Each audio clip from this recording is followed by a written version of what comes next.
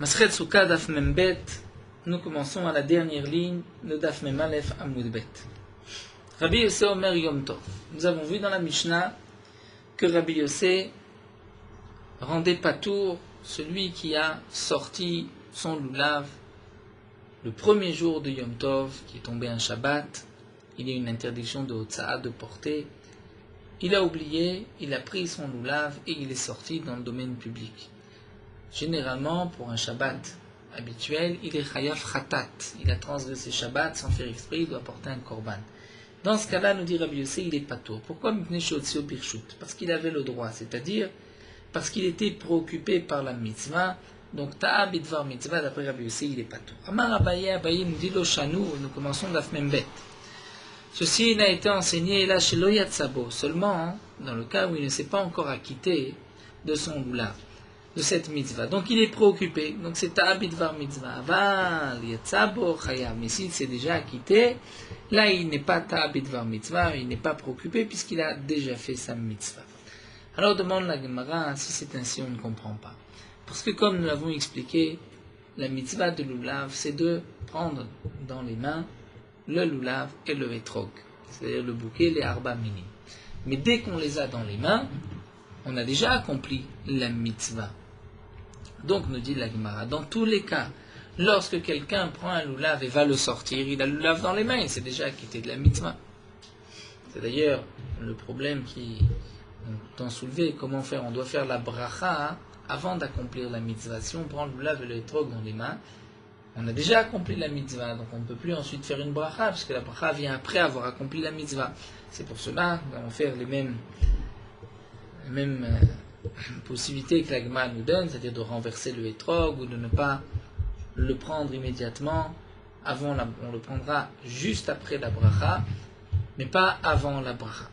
Dans le cas ici de Rabbi Yossé, où il a sorti les arba minim alors qu'il était préoccupé, donc là, nous dit la Gemara, Midagbe nafekbe, dès qu'il l'a sorti, dès qu'il l'a soulevé, il s'est déjà acquitté. Et donc dans tous les cas, on ne peut pas dire qu'il est tarout, qu'il est préoccupé. Amar Abaye, il dit que shafro, dans le cas où il a renversé, donc ce n'est pas derrière Gedelator, parce que ça, on doit le prendre comme ça pousse. Et donc, dans ce cas-là, il ne s'est pas acquitté en soulevant les arba minim, il a sorti les arba minim d'un domaine à l'autre, normalement il devrait être hayav. Nous dit Rabbi Yossé, il est pas tour, pourquoi? Puisqu'il est tarout. Rava Amar Rava diaflutema shelo afro, nous dit Rava, on peut expliquer même s'il ne l'a pas renversé. Mais ici on parle dans le cas où il l'a sorti avec un keli. C'est-à-dire il ne tenait pas directement le loulav dans les mains. Il l'a posé dans un keli, il l'a sorti. Et donc là il ne s'est pas acquitté. Seulement devant l'agma, nous avons vu plus haut Rava ou que Rava lui-même pense que lorsque je prends le loulav avec un foulard ou qu'un mouchoir, nous avons vu, même si je ne tiens pas directement, ça s'appelle une lekicha. Ça dit l'agma, c'est vrai, mais un éminé derrière kavod, lorsque je le prends sous une forme de kavod. Mais derrière bizayon, c'est-à-dire, comme ça, le prendre dans un keli et ramener ce loulav, ça c'est derrière bizayon, l'eau. Dans ce cas-là, ça ne s'appelle pas une lekicha et je n'ai pas accompli la mitzvah. Donc là, nous avons vu un grand principe, celui de Rabbi Yossé, que ta'a bidvar mitzvah, on n'est pas tout. C'est-à-dire que quelqu'un était préoccupé par une mitzvah, et sans faire exprès, à cause de cette préoccupation, il a transgressé une avera qui devait être réparée par un korban khatat, il n'est pas tout du korban khatat. L'Agma nous rapporte un autre exemple. Amar Ravuna, Omer Aya Rabbi Yossé, Ravuna nous dit, Rabbi Yossé avait l'habitude de dire que Ola ta'of. Il y a dans les korbanot Ola ta'of et khatat ta'of. Le Ola ta'of, c'est un oiseau qui est offert en tant que korban Ola, qui doit être entièrement brûlé sur le misber. Il y a Khatat ta'of, c'est un oiseau dont une partie va être consommée par les Kohanim. Si il y a Ola ta'of, chez Nimtzet, qui a été trouvé Ben Agafaim, c'est-à-dire entre les oiseaux, nous dit Rashi.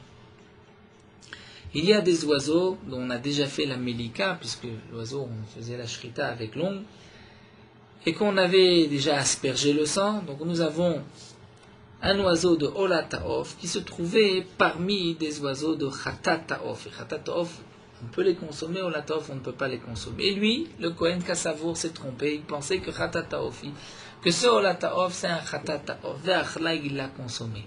Eh bien, patour, il est patour. D'après Rabbi Yossé, il est patour. Pourquoi? Puisqu'il était To'eh bidvar mitzvah, étant donné qu'il avait devant lui des korbanot qu'il devait manger, Khatat. Donc là, il a été préoccupé par cette mitzvah, il pensait que c'était sur la ta'of aussi, un Khatat. Eh bien, malgré tout, il est patour. Rachid nous explique que parfois on peut les trouver au même endroit, puisque lorsque il y avait beaucoup de Kohanim à un endroit précis, donc on allait sur un autre keren, un autre coin. On ne va pas rentrer dans tous les détails, mais Rachid nous rapporte que c'est vrai que Khatat Ta'of et Olat Ta'of n'étaient pas égorgés au même endroit, mais parfois ils pouvaient être égorgés au même, c'est-à-dire sur le même angle que le Mizbeach. Dans un cas, le Khatat Ta'of, il était dans l'angle sud-ouest, c'est-à-dire à la gauche de la pente. Le Khatat Ta'of, il était de l'autre côté, il était sud-est. Parfois, lorsque il y avait trop de Olat Ta'of au sud-ouest, on pouvait aussi faire la Melika au sud-est. Il y a aussi une différence entre le Khatat Ta'of et Olat Ta'of que Rachid nous soulève, c'est le contraire de la BMA, puisque lorsqu'on aspergeait le sang d'un korban Olat Ta'of, on aspergeait le sang en bas. Lorsqu'on aspergeait, c'est-à-dire en bas du Chut HaSikra, de ce fil qui séparait, qui coupait le Mizbeach en deux. Pour le Khatat Ta'of, on aspergeait, pour le Khatat BMA d'une bête, on aspergeait le sang en haut du Chut HaSikra. Pour les oiseaux, c'est le contraire. Le Khatat Ta'of, c'est en bas du Chut HaSikra et Olat Ta'of, c'est en haut. Donc Rachid nous dit, parfois, on pouvait trouver, lorsqu'il y avait trop de Olat Ta'of dans ce coin-là, on pouvait les trouver, qu'on avait fait la Melika, donc sud-est, et là on se retrouve avec un oiseau de Olat Ta'of, parmi tant d'autres de Khatat Ta'of, il s'est trompé, il l'a consommé alors qu'il n'avait pas le droit, il est patour, le Kohen est patour d'un korban Mi'ila, bien qu'il a profané, il a consommé ce qui appartenait au Beth Amikdash. Pourquoi? Parce qu'il a été To'eh bidvar mitzvah, il était préoccupé par la mitzvah de consommer ses korbanot, et il s'est trompé, il a consommé même ce korban. Mais la demande la Gemara, Pshita, c'est évident, qu'est-ce que nous apprend ici Ravuna? De Ta'abidvar mitzvah patour. Tu viens nous dire que Ta'abidvar mitzvah il est patour, mais ça on l'a déjà vu à Noir, c'est exactement le même din que la Mishnah. Quelle différence avec le lulav et ce Olat Ta'of? La Gemara dit il y a une différence. Maot et Tema, j'aurais pu croire à Tam ou Ta'abidvar mitzvah patour, parce que des avad mitzvah. Et on a une règle. Ta'abidvar mitzvah patour, mais peut-être seulement lorsque aussi à sa mitzvah il a fait une mitzvah. Donc il s'est trompé, mais en fin de compte le résultat était une mitzvah, comme le lulav. Il s'est trompé, il ne devait pas le sortir, mais il était préoccupé par la mitzvah. Et en fin de compte, en le sortant, en l'amenant à la synagogue, il a accompli une mitzvah. Donc, Ta'abidvar mitzvah vers sa mitzvah, là il est pas tout. Mais dans Olat Ta'of, ça ne devait pas être mangé. Donc c'est vrai qu'il était préoccupé. Mais en fin de compte, il l'a mangé alors qu'il n'y a pas de mitzvah. Donc il n'a pas accompli de mitzvah. J'aurais pu peut-être croire que d'après Rabbi Yossé, Ta'abidvar mitzvah velo avad mitzvah imalo, il n'est pas patour kamashman, que même dans ce cas-là il est patour, c'est le chidouche de Ravuna. Mais Tivé la Gemara va objecter, c'est marqué Rabbi Yossé Omer, Hashochet et Tatamid, Rabbi Yossé lui-même dit, quelqu'un qui égorge un korban tamid, sheno mevuka, une bête qui n'avait pas été gardée 4 jours, on n'avait pas vérifié est-ce qu'elle a un défaut ou pas. Sheno mevuka kil chato. Beshabbat pendant Shabbat. Donc ce korban ne devait pas être égorgé, puisqu'on doit d'abord faire un bikour, c'est-à-dire vérifier pendant 4 jours que la bête n'ait aucun défaut, qui la rendra impropre au Mizbeach. Quelqu'un a égorgé un korban tamid Shabbat, alors que le korban n'était pas prêt, chayav khatat. Il est chayav khatat vetzair tamid acher, il faut un autre korban tamid, puisque ce korban n'est pas valable, il n'a pas été préparé, vérifié à l'avance.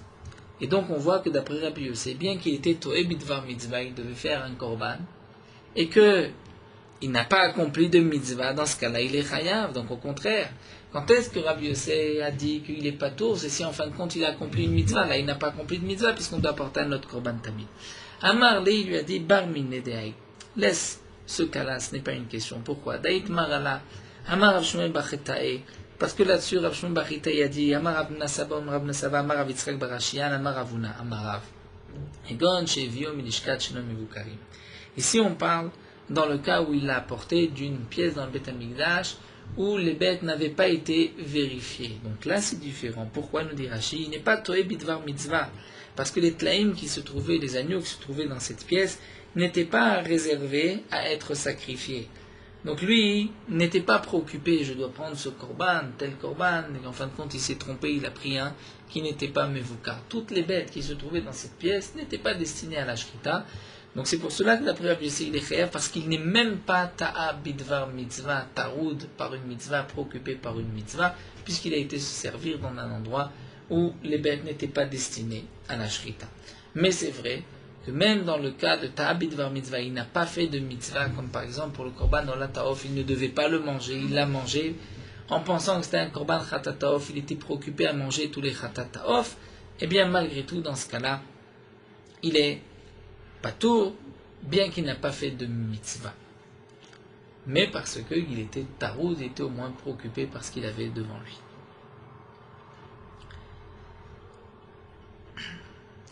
Nous commençons la Mishnah suivante. Mekabelet isha miyad bena. Une femme peut reprendre des mains de son fils, miyad baala, de son mari, ou marsirato le même. Elle peut reprendre le lulav et le remettre dans l'eau. Beshabbat, le jour de Shabbat. Donc bien sûr, c'est à l'époque où on prenait le lulav le Shabbat. Rabbi Yehuda Omer, Beshabbat marzirim. Rabbi Yehuda dit le Shabbat on peut le remettre dans l'eau. Mais be Yom Tov mosifim. Yom Tov on rajoutera de l'eau fraîche. Ou be Moed machlifim. Mais si c'est Chol HaMoed, c'est même une mitzvah de changer de l'eau. Donc bien sûr, on change de l'eau, on met de l'eau plus fraîche afin de préserver, de garder la fraîcheur du lulav. Donc nous avons vu que Shabbat, on peut remettre dans l'eau, Yom Tov rajouter de l'eau, et à Chol HaMoed, c'est même mitzvah de changer l'eau. Katan hayodea lenanea chayav belulav. Un enfant qui sait remuer et secouer le lulav a une obligation de le faire, il est chayav bechinour. C'est-à-dire ici, la Mishnah nous donne l'âge à partir duquel un enfant a l'obligation d'accomplir la mitzvah du lulav. Il n'est pas obligé de prendre un lulav pour lui, il peut utiliser bien sûr le lulav de son père, comme nous le verrons dans la Gemara. Pshita, d'abord le premier dit, nous dit la Gemara, c'est évident hein, qu'une femme peut reprendre et remettre dans l'eau, pourquoi pas, puisqu'on a le droit de prendre le lulav pendant Shabbat à l'époque, donc le lulav n'est pas mouktsé. S'il n'est pas mouktsé, on peut le remettre, c'est comme un keli, on peut le remettre dans l'eau. La Gemara dit, j'aurais pu croire puisque la femme elle n'a pas d'obligation, imalote kabel, peut-être qu'elle n'a pas le droit de prendre le lulav des mains de son mari, peut-être pour elle c'est mouktsé, kamash malan, que ce n'est pas mouktsé, puisque pour les hommes c'est pas mouktsé, pour elle non plus c'est pas mouktsé. Katana yodalena nean, nous avons vu dans la Mishnah qu'un enfant qui sait secouer son lulav, tanoura banan, mais nous rapporte une braïta. Katana yodalena neachayv belulav, un enfant qui sait remuer le lulav a l'obligation de prendre un lulav. Leitatef, il sait s'envelopper d'un tzitzit, chayv betzitzit, une obligation de lui mettre des tzitzit. Lishmor tfilin, s'il sait garder ses tfilin, Rashi explique ici garder, c'est-à-dire ne pas rentrer dans les toilettes avec les tfilin, aviv lokar lot tfilin, son père devra lui acheter des tfilin. Ici, soulève Tosfot dans Masret Erin, c'est marqué il doit lui acheter des tfilin, parce que les tfilin étaient portés toute la journée. Donc le fils ne peut pas utiliser les tfilin de son père. Alors qu'un lulav, un tzitzit, il peut prendre, si le besoin est, le lulav de son père. Yodéa le daber, si un enfant sait parler, aviv l'omdo Torah avec Kriyat Shema, son père doit lui apprendre la Torah et Kriyat Shema. Que signifie Torah? Maï Amar Bna, il lui apprend Torah Tzivalanu Moshe Morasha Kiliat Yaakov, ce passouk bien connu des premiers psukim qu'on apprend aux enfants. Kriyat Shema, il doit lui apprendre aussi Maï passouk Rishon, donc Shema Israël Hashem Lokenu Hashem Echad. Hayuda lishmor gufo, un enfant qui sait garder son corps de ne pas se rendre impur. Ochrim al gufo ta'arot. On peut manger même des aliments, donc à l'époque du Beth Amikdash où il y avait tous les dynimes de Touma et Tahara, on peut manger des aliments purs même s'ils ont été touchés par son corps, mais pas s'ils ont été touchés par ses mains, puisque ça c'est une darga en plus, comme Rachid explique, un homme peut faire attention de ne pas se rendre impur, son corps, même s'il ne fait pas attention à ses mains, puisqu'il y a d'autres dynimes d'impureté. Lishmor et yadav, orlim al yadav taharot. Si un enfant sait garder ses mains, donc là on pourra manger des aliments purs, même si ils ont touché ses mains. Hayudeh al-Ishael, birshut hayachid sfikotamat. Un enfant à qui on peut poser la question, est-ce que tu as touché une impureté ou pas, et qu'il sait répondre oui ou non, donc on pourra appliquer la règle bien connue à propos de Touma, pour cet enfant, que lorsque c'est birshut hayachid, s'il y a un doute dans un domaine public, s'il y a un doute dans un domaine privé, donc sfekot tamé, dans un cas de doute c'est tamé, mais si c'est dans un domaine public, rabim sfekot taor, le doute est taor. Ça c'est une règle qu'on apprend de Sota. Lorsque j'ai un doute de Touma dans un domaine privé c'est tamé, dans le domaine public c'est taor, à condition que la personne concernée est da'at lishol, on peut lui demander.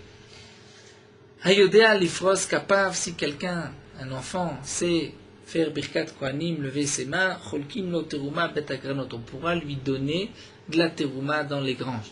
Et Rachid nous explique, la Gemara nous rapporte la Gemara dans Yivamot, qu'il y a deux dargot, il y a de la trouma qui peut être distribuée dans les granges, ça c'est pour celui qui sait faire birkat kohanim, pour celui qui n'est pas encore à cet âge-là, mais il sait se garder en état de pureté, puisque la trouma doit être mangée en état de pureté, eh bien à ce moment-là, on pourra lui envoyer chez lui, mais on ne pourra pas lui distribuer dans la grange, puisque là c'est une mala en plus, comme c'est rapporté dans Yevamot.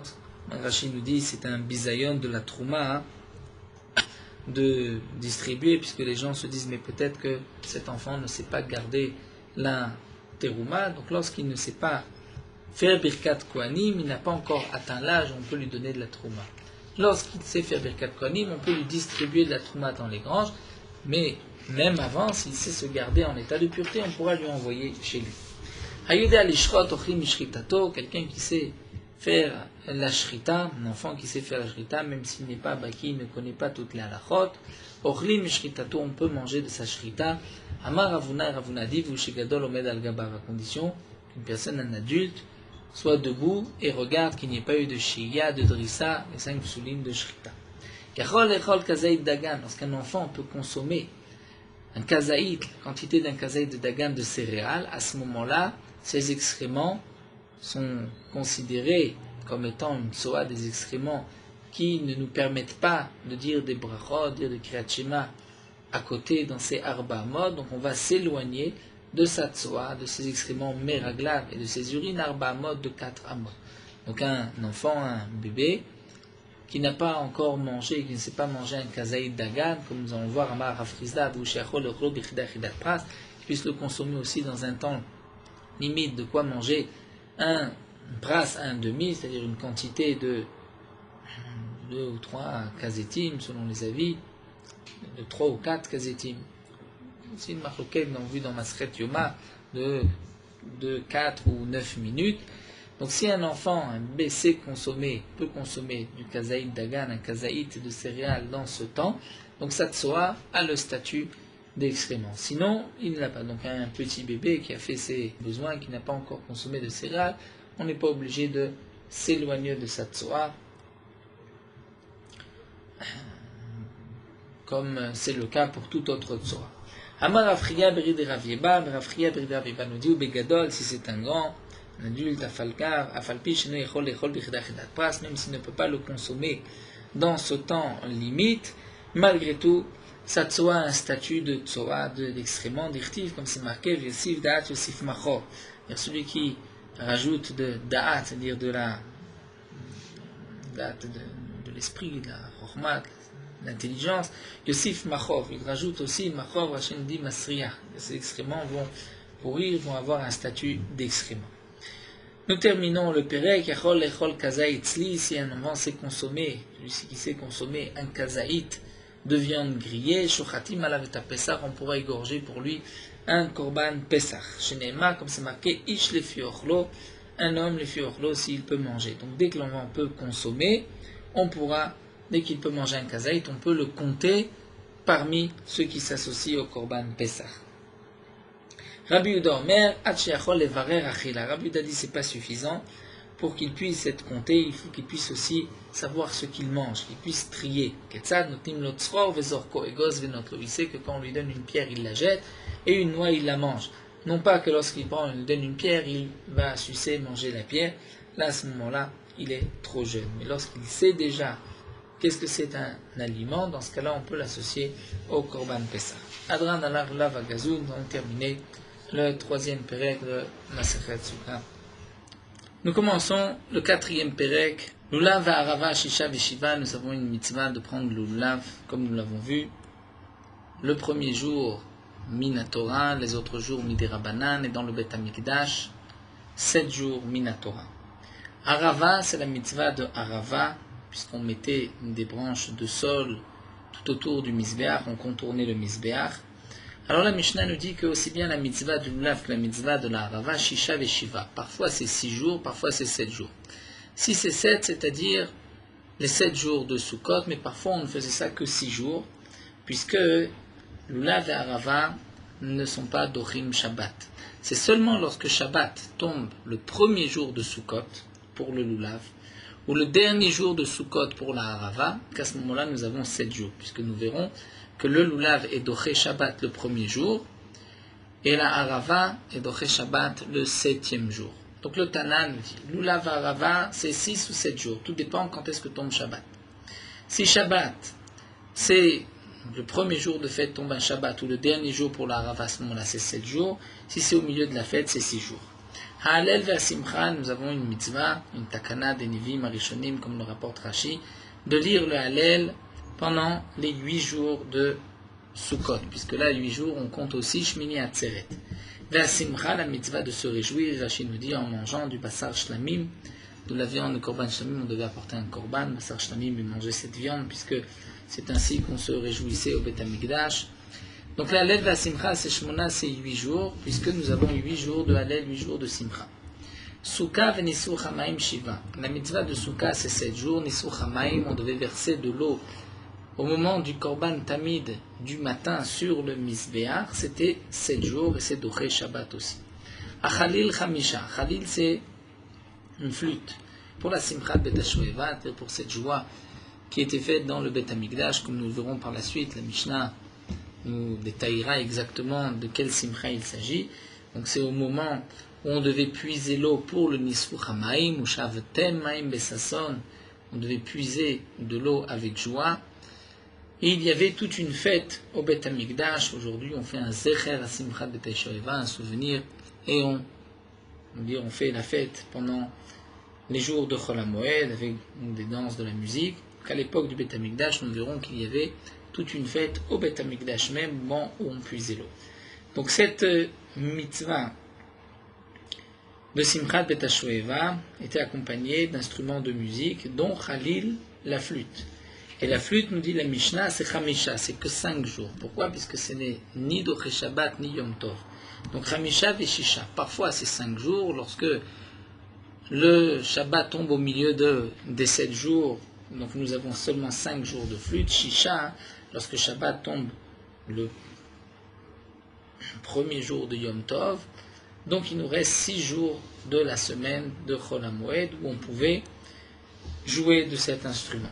Lulav Shiva, la Mishnah nous explique Lulav 7 jours Ketzad. Yom Tov Arishon Shel Chag, le premier jour de Yom Tov. Shel Chag, il y a des Shabbat qui tombent un Shabbat.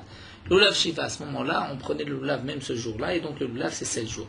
Shar Kol Hayamim, lorsque Shabbat tombe un des autres jours de la semaine, c'est Shisha, donc nous avons que 6 jours, puisque le Lulav n'est pas Doché Shabbat les autres jours de la semaine, mais seulement lorsque le premier jour de Yom Tov tombe un Shabbat, là, on pouvait prendre le Lulav le premier jour. Nous verrons dans la Gemara qu'aujourd'hui, le premier jour de Sukkot, lorsqu'il tombe un Shabbat, on ne prend pas le Lulav, c'est une Gzera Midei Rabbanan, mais au temps de la Mishnah, on pouvait prendre le Lulav. Donc c'est, comme nous l'avons vu, Shiva ou Shisha, 6 ou 7. Arava, Shiva. La Arava, c'était 7 jours. Ketzad, comment ça, 7 jours? C'est lorsque Yom HaShvi shel Arava Shchaliot Beshabbat, Arava Shiva. C'est lorsque le 7e jour, donc Hoshana Araba, tombe un Shabbat. Donc là, nous avions la Arava pendant 7 jours, puisque c'était Doché Shabbat, Shar Kol Hayamim. Mais si Shabbat tombait un des autres jours de Chol HaMoed, à ce moment-là, c'est Shisha, ce n'est que 6 jours, puisqu'à ce moment-là, la Arava n'est pas Docha Shabbat, comme nous verrons dans la Gemara. Pourquoi le dernier jour plus que les autres jours? Et la Mishnah continue, Mitzvah Lulav Ketzad. Comment est la Mitzvah du Lulav? Yom Tov Arishon Shel Chag Shchaliot Beshabbat, lorsque le premier jour de Yom Tov tombe un Shabbat, Molichim et Lavem la Rabbaït, les gens avaient l'habitude à porter leur Lulav dans le Harabbaït, autour du Beth Amikdash. Vachazanim et Kablimem, et les responsables récupéraient les Lulav de chacun, Vesodrim Otam al Gavay et Tztaba, et le posaient sur des estrades qu'il y avait dans le Harabbaït, là on pouvait s'asseoir. Vezekenim, mais les vieillards, Manichim et Shneim Belishka, posaient leur Lulav dans une pièce réservés à cet effet, puisque eux craignaient la bousculade du lendemain, risquaient de tomber, donc ils préféraient mettre leur loulav dans un coin. Mais l'amdim otam lomar, et on enseignait, on disait aux gens qui apportaient leur loulav, vous devez dire kol mishimagia lulavi b'yado ariu lo b'matana. Que tout celui qui demain récupérera mon loulav, même si ce n'est pas moi qui récupère mon propre loulav, eh bien, je lui donne un cadeau, une matana, puisque comme nous l'avons vu, le premier jour, on doit s'acquitter de la mitzvah avec son propre loulav. Donc là, on ne pouvait pas porter le loulav, l'amener au Beth Amikdash pendant Shabbat. On devait, avant Shabbat, apporter le loulav, on le posait dans un coin. Mais on le donnait aux chazanim. Seulement, le lendemain, on n'était pas sûr de retrouver chacun son loulav, donc on offrait son loulav à tout celui qui le prendra le lendemain. Les machar, le lendemain, mashkimum baim, les gens se levaient de bonne heure et allaient au Beth Amikdash, chazanim zorkim otam lifnem, et les chazanim lançaient le loulav à chacun, ven mechatfim, et donc les gens essayaient d'attraper un loulav, ou makin chetravuro, mais ceci finissait par une bagarre, ils se frappaient, ou chez bedin shpoli de sakana, lorsque le bedin a vu que il y avait ici une sakana, et kinu shel kol echad vechad notel bebeto, les familles m'ont institué que chacun doit prendre le loulav chez lui, dans sa maison, le premier jour de Sukkot qui tombe un Shabbat, et on n'emportait pas le loulav au Beth Amikdash, puisqu'il risquait même d'y avoir un danger. Donc là, nous avons vu dans la Mishnah les dinim, en haut de Lulav, Arava, Halel, Simcha, Sukkah, Nesuchamaim, et à travers les Mishnahs qui vont suivre de Prakim, nous avons donc toute l'explication de ces dinim, si c'est 7 jours, exactement que signifie Simcha Betashueva, Khalil, Nesuchamaim, Sukkah, Halel, tout ceci sera développé par la suite. Nous allons nous arrêter ici pour Daf Mem Bet.